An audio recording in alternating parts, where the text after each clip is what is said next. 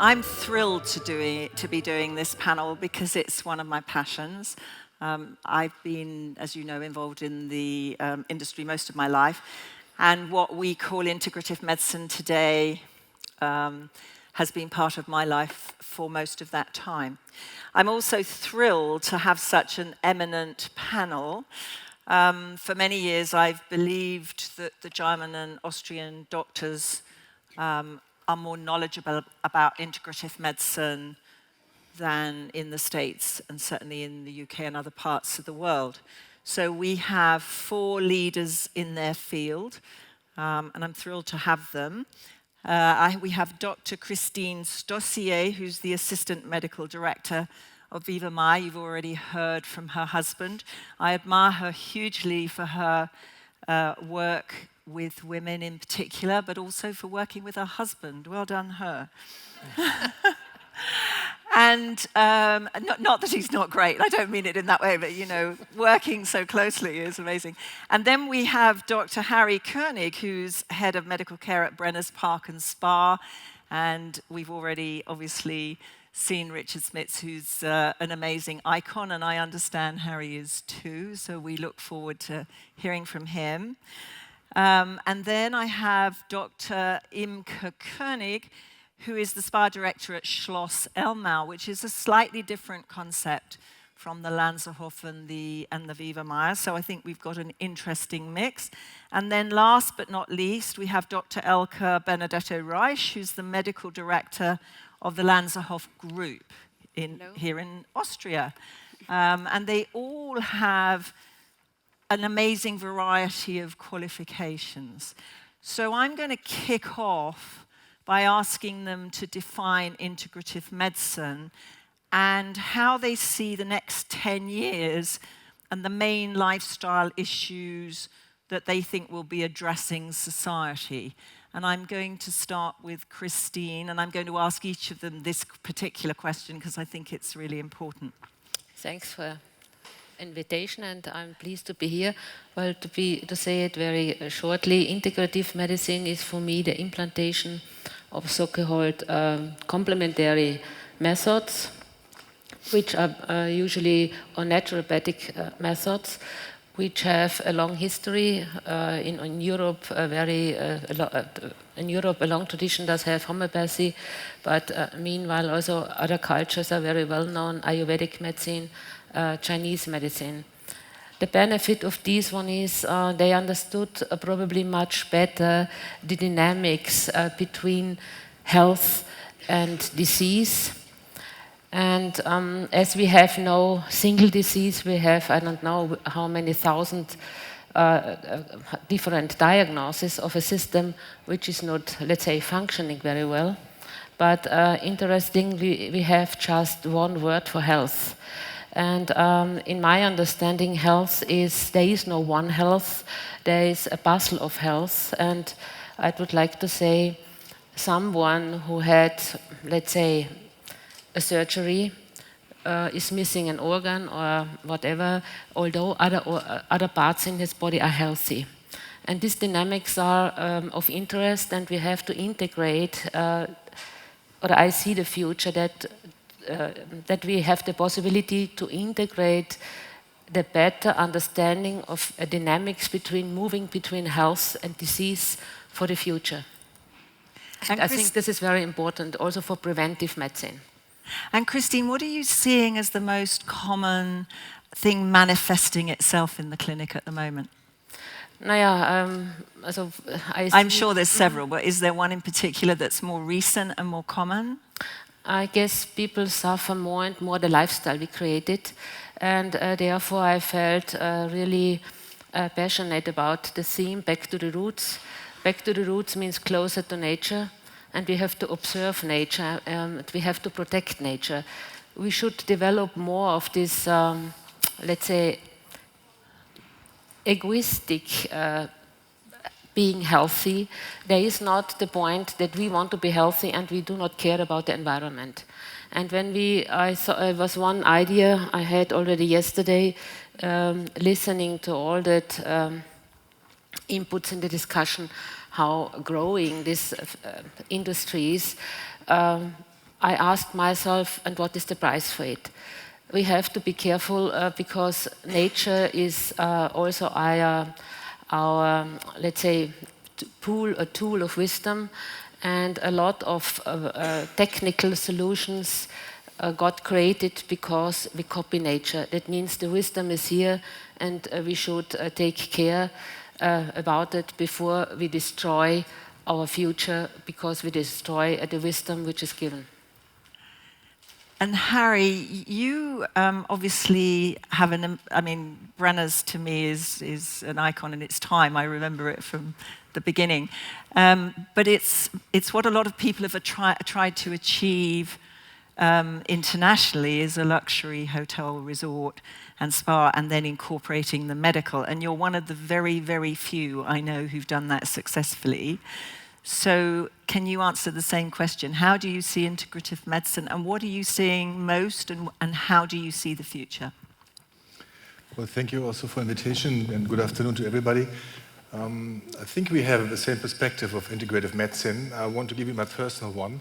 Integrative medicine means to look at a patient as a person, as an individual, as a total individual. We heard about salutogenese, which means we have to understand where they come from, who they live with, what are their worries, where's their strength. And most of us see strong people, and they all have their weaknesses and their problems, but they want to be seen as individuals, not as the person with the migraine, not as the person with the diarrhea, not as the person with the operation to be coming up. And then using integrative medicine, which means first line, try to change their lifestyle, try to teach them to change their lifestyle into a more healthy, a more respectful way for themselves. Because they're extremely successful in their lives, but they're most of the time very unsuccessful in organizing their personal health, their personal life, their private life. They have worries in relationship, they have worries about their body, but they don't take care of it. They have discipline for everything, but not for themselves. They have no respect for themselves because they don't look at it as the only thing which is given only once in life, which is health. You're losing your health once, most of the time it's gone. So for me, integrative medicine is to have a personalized, individualized situation with the patient, listening to him, what is it all about, that made him sick, that made him on the verge to getting sick, chronically sick, because most of the time they come already being chronic sick. And as we all know, the reasons for that are more or less all the same. 80% of the chronic diseases are caused by misbehavior of ourselves. So the main thing we have to do is teach them to lead a healthy life, number one. Asking me about the future, well, we are exposed to a lot of new problems which we haven't even seen up to now, toxins and environmental problems which will have a strong influence. We've spoken about the technical influence to our life, which was glorified this morning. I think we have to put a little bit of a question mark to glorifying that view of the techniques going to make everything better. But we can't fight it. So we will have to live with it, and we will have to adapt to it, and we will adapt to it. But we have to help the people to also handle that. I mean, you all know the situation we are all in. When I watch the public here, we are maybe 20% of the time using our devices.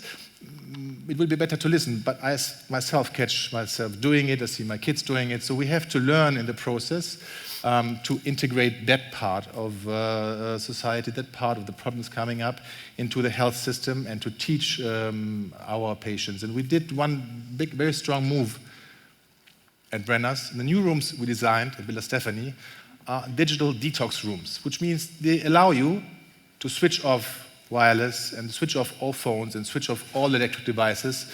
Just emergency devices will still work on your bedside.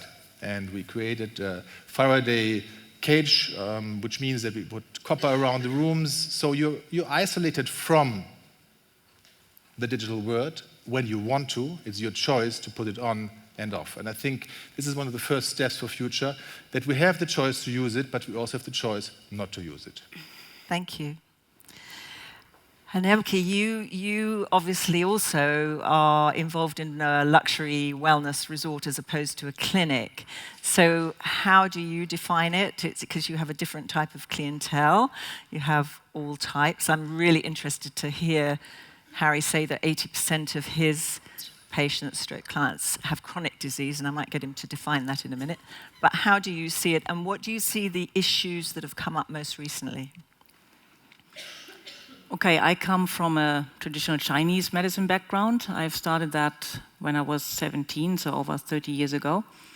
And for me, the key word is balance, that we like to use in the wellness industry very much, but I'm not sure if my guests and clients, whoever patients, really understand what we mean with balance. And balance is the balance between day and night, between work and rest, between being awake, being asleep. And everything that we do and everything that we diagnose in traditional Chinese medicine is done by finding out, is there too much yang or too much yin, or is there lack of yang or lack of yin? So it's a very basic thing, trying to balance a human being. And what we have seen in the last 8 years in Schloss Elmau is that there's an increasing demand from people who get themselves checked by medical doctors, and all of them tell them everything is all right, but they still feel awfully. So they are coming to me and ask me, okay, I have done this checkup and that checkup, but I still feel bad and nobody can help me. So are there any other ways? And what I've seen as a classically trained Western doctor is that we look mostly for any problems with the material side of the body. And traditional Chinese medicine defines many, many problems on the energy side, so on the qi side, as we call it. And we work with that. So the main problems that I see is disturbances of sleep, disturbances of digestion, where I meet with Christine, and also more and more disturbances in the reproductive system. So many, many more women start to think about pregnancies quite late in their lives, when we would say that our yin energy is already declining, so it's getting increasingly difficult.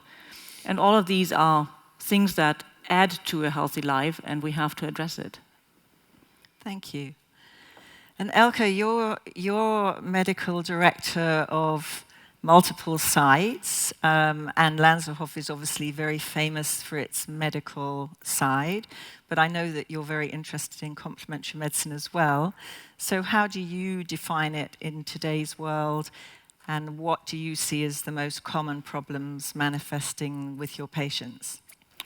Well, as a definition, I see integrative medicine as an embodiment of our basic and highly specific medicine, and the complementary part of the world of medicine, with the aspiration to see the human being as its holicity and totality. And I see a philosophy and a science that focuses on the complexity of health and provides us a multitude of approaches for healing and treating and better life quality. And I see now and then the necessity of the combination of the embracement of medicine and integrative medicine. And I think very much that this is our future, because we daily see the demand for complementary methods, and the most common disharmonies are that we see is the exploding disorders coming from stress and the gut diseases, the gut-related diseases. This I see as the most important topics at the moment, and so also negative in future. Negative stress and the impact Negative it has. Stress, of course, yeah. And the Negative impact stress, it has on the body. So can we go a little bit, because I know you two in particular have a high interest in technology. So one of my questions was, and I know people disagree on this, that we're always being told to change our lives, and I've tried to do that all through my life, most of the time unsuccessfully. So we can't change the pace and the use of technology if we live in cities, or we're on planes all the time, if we're in high-powered businesses that constantly make demands of it. I know we can manage it to a degree, but what do you think is the physical, mental impact of technology, And do you have any data to show? I've seen some data coming about the impact on the brain in younger people in particular. What do you think about that, Christine? What's your thoughts? Also, I would have said the influence of technical things is the way how we use it. There is no rhythm any longer. There is no break any longer. And there was now, you mentioned negative stress, so sorry, scientifically we mean something different when we talk about stress. Stress is also that I'm sitting here and I have to talk because my body and my brain has to adjust to this situation, although it's not negative stress. So stress means always the adaptation, and I would say everyone is stressed because we have to adapt permanently, and there is any longer no chance to rest. And this also includes the entire system. There is no rhythm any longer, and if I would have to give a headlight, I would have said, rhythm is it. That means it's not dangerous to work, it's not dangerous to have stress. Stress is the motor of evolution, but what is difficult, that there is no break any longer. So that means we have not to have our iPhone at bedside, to use it as a clock. We should, whatever. There are a lot of recommendations how to bring some rhythm back in our life. And this starts on how we use the electronic devices as well as our lifestyle. Also more than that, it's also work to have a time to sit down, to have the meals a certain time. So to bring back rhythm, and this touches now me as a Mayr doctor, this is our aim, to train people to understand that the rhythm, the universe is organized rhythmically as we are too, and what is the rhythm, or what happens in the body, and how to behave more smooth to that, because we may not break it. Yeah? And in that way, I have to say nature is stronger than we are. Either we understand how we go with nature instead of against it, because then we lose the battle. Yes. So, and with the technical things, they have an enormous impact. I mean, how we use it personally, how does it influence our kids on the brain, and last but not least, also in the social behavior. We have also these technical possibilities how we prepare food.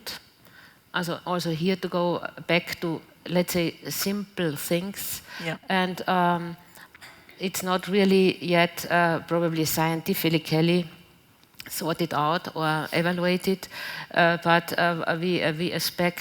we expect a lot of negative influence coming from microwave, coming from other influence, sitting on an airplane.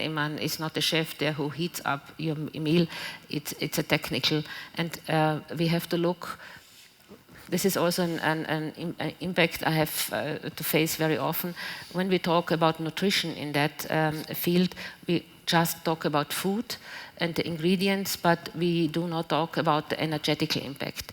And why do we eat food? We want to gain energy out, and a technical, let's say, preservation or even preparation of food changes this energetical impact, and this influences at least our health in a dramatical way. We have no idea so far, but otherwise we see the rebound effect. The more we achieve comfortable life, I think a part of the prices also we may see rising, let's say, the numbers of cancer, fertility problems. Yeah. So you think we should really be trying to get more rhythm back into it? We should know more about this. I see a big problem that products get pushed out onto the market, and at least then it's the human is the biggest field of, let's say, studies. Before we know what will be the consequences, we already do it, and later on we have no point, or we have hardly a possibility to get back to the question who or what influences what. It's a summary of it, and so I guess there's just one way: simplify it a little bit, or we have to try to simplify our life. Yeah. And Harry, do you have a different view or have you got I mean, we all work in the same field, integrative medicine. I wouldn't have a different view to her. So it's very difficult to speak about the same subject, by the way, one after the other, but I'll try to give another input to it. I'm just going to ask you this question. I'm going to ask the other two something else. Okay, here we go. First of all, I repeat myself, we can't stop a development which is already going on. So we have to live with it. So we have to adapt to it. And if you look back in science and history, there were always new inventions people were very scared of what would happen. And they thought driving a train would kill us, and the horse was running against the train. So to prove all those health points, in the end, it was a little funny idea we had because we were scared. But you're very right, we have just no idea about the impact of all this energy flying around. Do you see the books flying around in this room? You see the pictures flying around? You see the emails flying around? Billions of informations, substantial informations. What will they do to our bodies physically? We know that phones, if you carry them next to your heart, being an antenna, they influence the rhythm. We know that phones used too much on the head. They create a heating up of the brain, and we all understand this is not healthy. So the solution, from my point of view, is be respectful with what is happening, be educational with all people around us, with what they use, and coming back, give people a chance to have their breaks and educate and discipline them by teaching them and by showing them what is making them sick. And the rhythm, the lack of rhythm is a catastrophe because I'm sure you all have this idea, like 5 years ago you said, I'm working so much, I can't work more. And the year thereafter you worked more and you said, okay, but now I reached a level, I can't work more, I'm at my peak and I can't. And 5 years later you work the double and you still do well, more or less, yeah?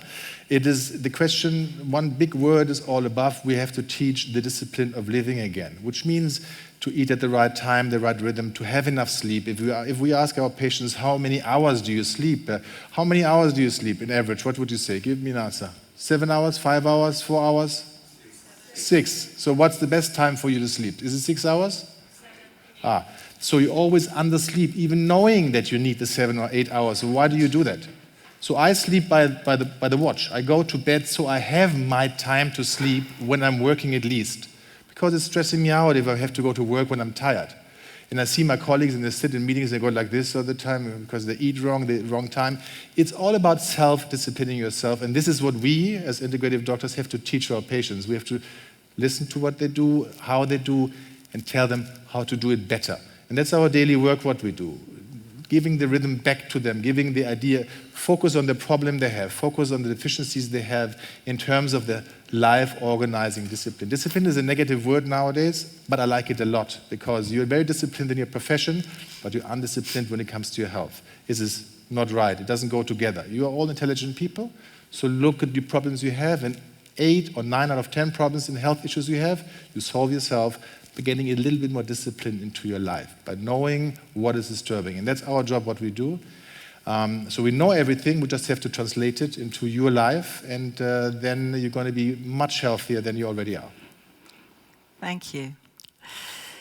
So, Elke, having talked about stress, I know that you're very keen.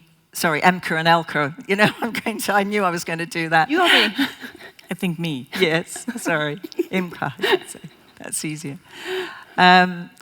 I know you're interested in happiness and positivity. Could you talk a little bit about that? Yes, I think before I even started with medical studies, I was interested in neuroscience and how the brain works and what causes happiness and how happiness happens.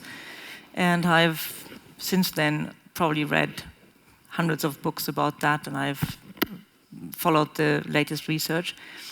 And emotions is something that I'm really lacking in normal medicine. When we talk about the classical Western medicine, we divide our patients into either body or psychological patients. That's nothing that we do in traditional Chinese medicine. And the traditional Chinese doctors, they knew that the emotions were among the biggest and most dangerous pathogene factors that we have. So when I always hear that people say, I must do this and I must do that, and I always ask them, okay, what is it? Do you really have to do that, or do you want to do that? Especially when it comes to sport. We know that, talking about discipline, people always think that they have to do sports to stay healthy. And sometimes they even think that they have to do a certain kind of sport, like yoga or running or cycling or swimming or whatever. And I always ask them, okay, what would you like to do? Because it is so important that you like what to do to become happy. And happiness is one of the most important emotions to stay healthy. So when I hear about people that battle with nutrition and they start to tell me that they are not allowed to eat this and they are not allowed to eat that and they are not allowed to do that, I always ask them, do you still enjoy food? And this is what I'm missing today. And this is, for me, what is complementary medicine about, that we try to think about other factors than healthy nutrition. How about enjoying food? And this comes together with what Christine said. We are going against nature. We are not doing the simple things anymore. We are losing ourselves in this hectic pace of life. And I don't like that. I think we have to reconsider and we have to turn around and think about what we really want to do and how to become happy. And how do you think we should do that? What's your guidance? What's your guidance on that? What do you think we should be doing?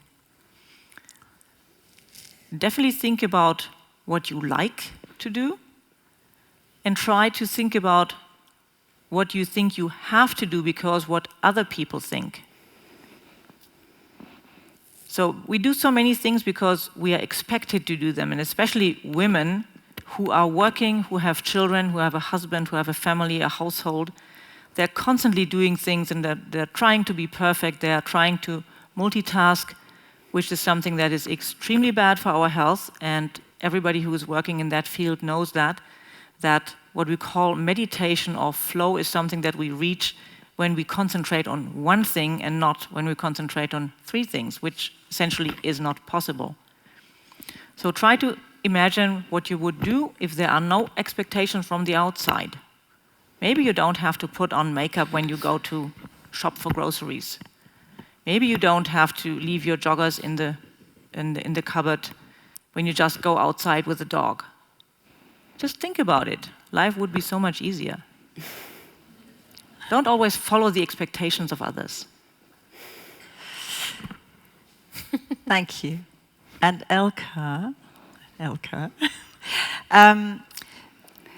with the medical and scientific approach, and you obviously are an expert in that field, what do you feel about the power of the mind? Do you think it's totally, I mean, there seems to be more data coming through now about how the mind influences the cells of the body and our general health.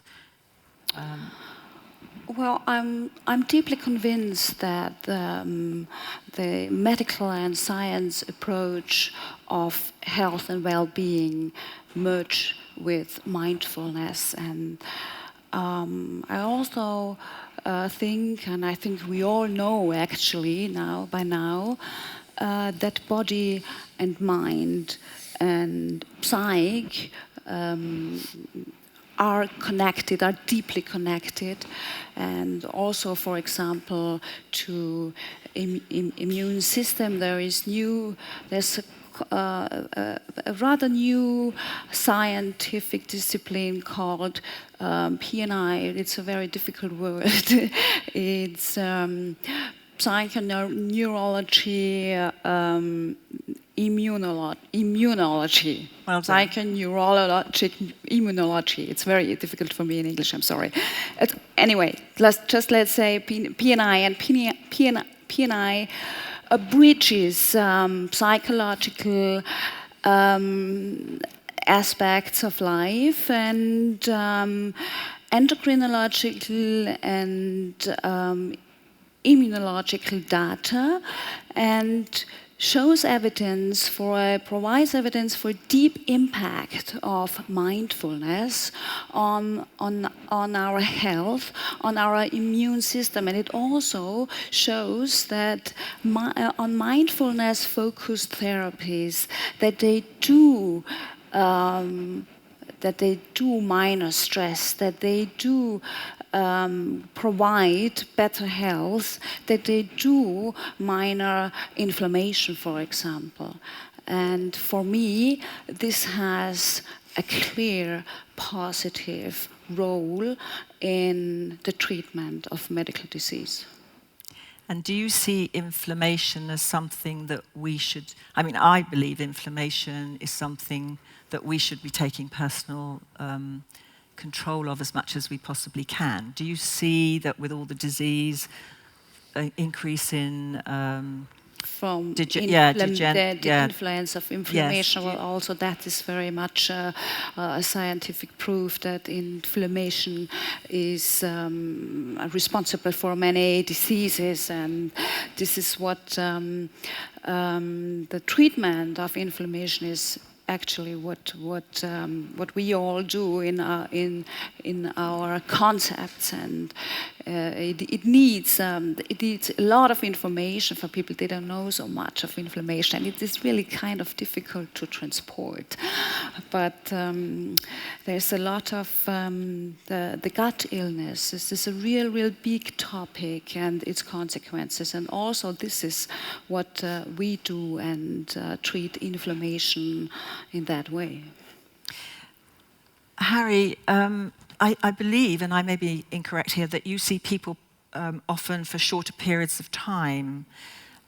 Do you, in that case, because it must be hard to impact their health in a short period of time, and I think that's something that the industry is looking at, because globally we're finding people find it very difficult to give 2 weeks or 3 weeks to go and do a cure or whatever. How do you deal with that?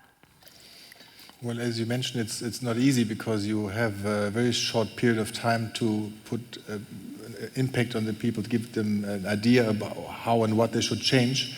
Most of the time, as we heard today already, they just come to hear that they are fine, telling you that they are not well.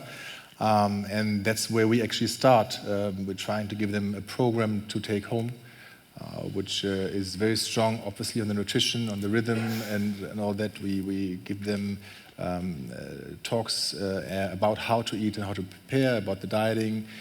We sensitize them for the intolerances and for the things which are very obvious in the first line.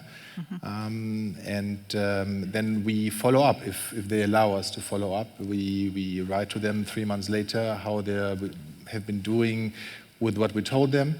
Obviously, not everybody responds, and not everybody has still that interest to follow that up, but quite a big amount of people, and this is the biggest respect to our work, are coming back after a half a year or a year for a lot of different reasons. But reason number one is because we've been listening to what they were saying, and listening to the complaints and the worries and how they developed and what we could offer them to take care of that. And Christine, I know that you have a lot of speciality with women and hormones and things like that. Are you finding that through women working now so much harder, well, just like men, obviously, and all those things, that it's changed in the last 5 years? Do you find that the stress factors and the weight gains and gut health and all of those things are similar with men and women, or do you find that women are changing and having... So, subjectively, I would have said it's pretty the same. The reasons why men or women are stressed are different, and but at the end of the day, nature responds to that in the same way. When we talked about inflammation, which is also in most of the cases is given in the patients I see, then I have there's also the idea to explain why inflammation is how to say given, and surprisingly, or let's say this is an important step. How nature tries to protect the system. It's in the first line of defense of a system is the immune system tries to kill the enemy in the fire of inflammation. That means fever. Yeah? Okay, this is low temperature or this low inflammation does not create fever, but obviously there's an enemy given, and there's a good moment to sort out what is the enemy which creates now that the immune system starts to reject it. A part of that is for sure a kind of stress, because stress influences the gut. influences the function. And if someone is really stressed out, as a Mayr doctor, since I would have said centuries, I put my hands on the belly and you may feel it. This is the point. Interesting. And do you all feel the same about that? Yes. Let's hope so. One of the questions I wanted to ask you is, obviously in our industry generally, if we talk generally, there's so much talk about wellness and well-being. And obviously you all being doctors, I'm sure you have strong opinions on this, but do you think that there is a model that can work without the medical side? So do you think I'm going to ask each of you this question because I think it's important to the way forward for the industry. Do you think that there are modalities such as acupuncture and osteopathy and physio and those things that can be done with a very good spa, highly skilled practitioners that doesn't have a medical element? Actually, it might be good. Well, you two have got luxury hotels, so it might be interesting to ask you what you think and how it works, especially with people on short stays and contraindications and all that stuff. Well, we've learned yesterday in our discussion we had yesterday night that originally the wellness and the doctor and the medical part were working together. Mm-hmm. And through history of the medical development, the modern medicine, they were separated. If I come back to the question, I think they belong together. But belonging together means that you have to have a medical input to take a decision what is good for the very person as a treatment. And a treatment is not, with all respect, which should be decided by anybody who has not the appropriate background to judge in which state of pro-inflammatory, chronic inflammatory is the patient. Will he be good for acupuncture? Will he be good for osteopathy? And not everything is good for everybody.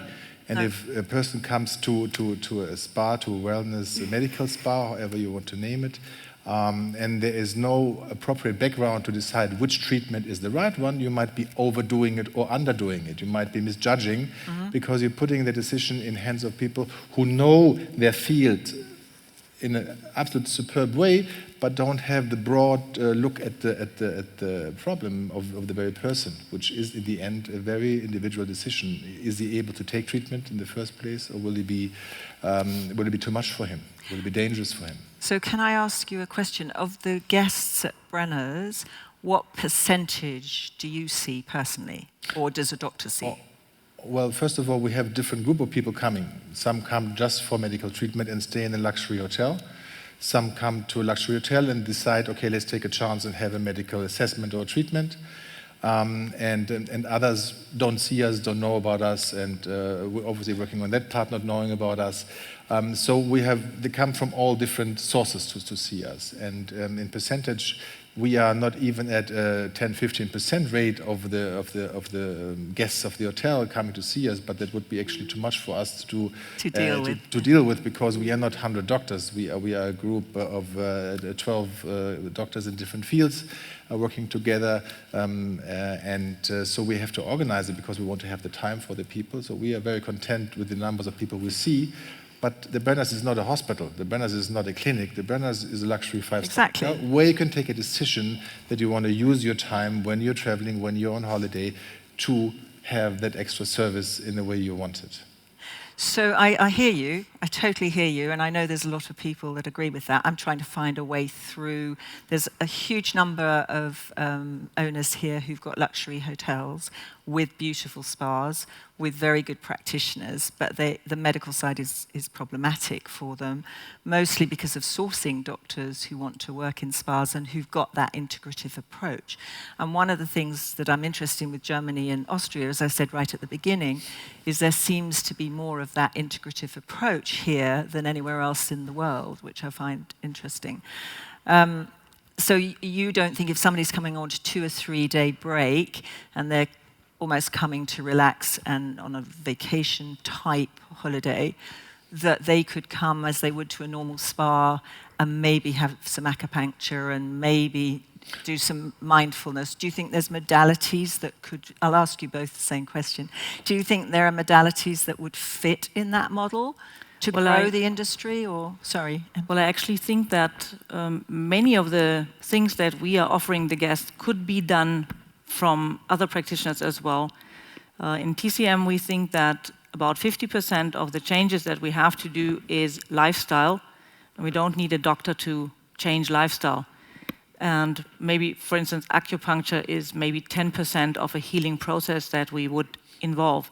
There's a lot of nutrition involved, a lot of exercises, and those can be done by the experts of the specific fields. So if we have a sports scientist, or if we have a nutritional analyst, they can do a big part. Acupuncture is something that in Germany is only done by doctors or Heilpraktiker. So it's definitely something medical. It's different in other countries. Yes. But you can do real damage with needles. It's very rare, but you can. So I wouldn't recommend to have it done by somebody who is not experienced by that. So I also believe that wellness and medical doctors belong together, and the way that it started. And I know why medical doctors are a bit, maybe not afraid, but a bit opposed to wellness, because they are, out of their studies and their medical experience, they see things that contradict what they have learned. And sometimes we don't like that. So when we see certain, let's say, treatments in certain spas, then we just think, oh no, this is so wrong, and people are paying for that, and they're paying a lot of money. I've had many companies coming to me and offering me devices or whatever kind of treatments where I said, oh no, I cannot sell it because it's not good for the patients, and it doesn't help, it just costs money. But other people that don't have the medical background, they don't understand. They just hear some marketing claims, and then they say, okay, if I can sell it, then it's good, then I earn some money, and then I will use it on my patients. But this does not always work. And medical doctors see that, and that's maybe because they don't always fit into a wellness industry. I don't know. Elke, what do you Let me think? just finish up what we were discussing Yes, about. sorry. Is there need? I think if you offer a medical service, or if you offer medical therapies, and you do that without a solid background, you're going to be running into trouble. I totally agree. It's not going to work. Yeah, No, yeah, no, we're going to it's run not, into trouble. No, I it's totally not agree. going to work if you think of business. You cannot put medical and business in the same pot. It works, but it always needs somebody with empathic, and the passion behind it. And you cannot make a machinery of wellness and medical. It needs the personal address. It needs the individualization. It needs people want to be taken care of, and not only in wellness, also in medical matters. They want very much. The demand is very, very, very big, but to individualize it is very important. You cannot think in terms of business. It works, but if you do it, it needs really high quality, and that's one of the problems there is to get practitioners. In whatever you offer, it's difficult to get the employees. And I'm going to ask you, we're okay for time for a few minutes, but I'm going to ask you another question. Why do you think there's been such a rise in the interest in wellness? Let's call it, I like well-being better, but whatever, well-being or wellness. And do you think it's going to be a problem in the future because it's only going to be available to the wealthy or the people who can afford it? Should we start with you, Elke? Because we've always started at the other... It depends on the demands, on possibilities. Of course, wellness is always something you have to have the money for it. But if you think in terms of wellness, there is enough offer for almost everybody. And if you have the demand of luxury and you have the money, it's also there. But to do well wellness, I mean, what do you need? Do you need luxury for it? This is a personal demand. And it shouldn't be only for people with money. It should be for the public. But this is when it gets difficult and when there is state support involved, and when it doesn't cost anything, it's not interesting anymore because it has no value anymore if it doesn't cost anything. So it has to cost. And people, they really, if you offer quality, people are willing to spend the money. And so I think it works, and I also think it has a big future, more and more. And why do you think there's been such a rise in the interest? Because there is the necessity and the demand. There is the demand for the people to find a place of peace, to find attention, to find relaxation, to find revitalization. This is all necessary. Thank you. Imke. I think actually that wellness is not very expensive, because the most important parts of wellness is something like fresh air, is like walking in a forest, is like being happy, being kind. I love the story of Louis Schwartzberg this morning. He said, it's not about the survival of the fittest, it's about the survival of the kindest. And I really believe in that, because we are always striving to become stronger and fitter and more endurance and whatever. And what we see is that we are getting out of balance by that. And the biggest and important things are that we go back to nature again, that we spend more time in nature, that we spend more time outdoors, that we spend more time in fresh air. And this doesn't cost anything, it's especially in our countries where, like in the Alpine region, we have the best air of the world. So I don't think it's a question of a price tag. If somebody wants to be healthy and do something for themselves, they don't have to pay a lot of money for that. They can yoga on a meadow somewhere. Yeah, they can do the very much praised forest bathing that they love so much in Japan. We do this all the time in this area here. So it's not about money. And the thing that you thought that it's about luxury or a question about money is that we somehow associated with a spa and an expensive treatment. But I don't have to have an expensive treatment to stay healthy or happy. And I think the rise in the demand for wellness is because people see that there is somebody trying to provide them with some solution to questions or problems that they have. And one thing that I particularly see, because I've been working a lot with massage as well, is that somebody told me, I don't remember who it was, that all our senses are overstimulated and there's only one sense that is not, and that is the sense of touch. So massages and spa treatments are a way of buying yourself the necessary touch that you need to stay healthy, because we all need a lot of touch and we don't necessarily always get it. So buying a massage is a legitimate, well done. legitimate way to get the touch that you need. So in that sense, but if you have a family and if you have a friend, a partner, whoever, then you can massage each other. You don't have to have a professional. And then we come to kids.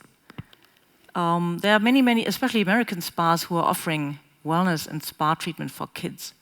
I actually don't believe in that. I think that children should be massaged by their parents. So we try to rather offer them to teach them how to massage their kids. But of course, if they don't want to, we are happy to massage them as well. Harry. Well, coming back to the question, why is wellness rising so much? Because it is basically the answer to the lack of time we have for ourselves, and we want to have it a kind of a gift in the end, giving back to us for what we do. And as time is the shortest thing next to lifetime we have, nobody can give it back to us. We want to reward us, and those wellness weekends, those personal wellness, the bathtub, the hot one with the candle in the corner. This is all wellness, and this is all a personal gift to ourselves. So I can really underline what you've been saying. Wellness is not about the luxury wellness, the field we try to work in all the time in the best way we can. But it's a very natural answer to the stress we're living in. And the stress is getting more dense, and so the people have a high demand for personalized time, and for time on his own, and for quality time. And wellness is the answer to that, that you have an aim to go for. It's like your holiday, and you're working for those 2 weeks, and then you are there, and then you want to have the extra good time. And those little wellness weekends or the little wellness niches you find for yourself is a reward for your daily trouble you are in and the fights you're going on. And this is why we are living in a thriving wellness situation, because people have a high demand for that, understandable high demand for that. Thank you. And finally, Christine, we're beginning to run out of time, but what do you think? Also, I think that, let's say, I share the idea that wellness does not depend on money. Otherwise, we heard this, especially this afternoon, that we have a sense for beauty, and where beauty is given, there is a healing energy. So I guess that we craving for luxury, that means at least we are craving for that beauty, and luxurious things very often express that. Of course, how we touch that taste, it's then something which is individual, and I think it increases because we are probably the first generation which has the prosperity to do it. The grandparents' generation, or even my parents' generation, they had even not a clue to think about this because they had to struggle to survive. Yes. And of course, this was the luxury of cures, or how to say, wellness, was even given for these people which have had the possibilities in that before, also rich people or imperials or however, yeah. And so I guess it got now more in the mainstream because more people do have the prosperity to ask for that. Mm-hmm. Fantastic. We're out of time, so thank you all so much. We really appreciate your time and great audience here. And please thank the panel. Thank you. Thank you.